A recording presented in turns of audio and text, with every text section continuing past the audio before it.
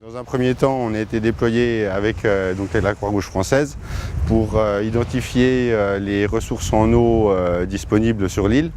Vu que l'usine de désalisation d'eau de mer était complètement hors service, les réseaux ont été énormément endommagés, que ce soit réseau et branchement. Dans un premier temps, lors de notre évaluation, on a fait le tour de tous ces points d'eau pour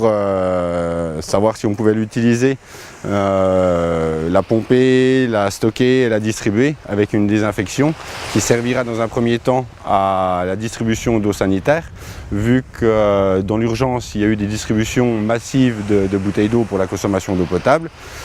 Donc on a fait le tour de tous ces points d'eau, on a vérifié la qualité, on s'est mis en relation avec les autorités locales et le code, donc la responsabilité des opérations, pour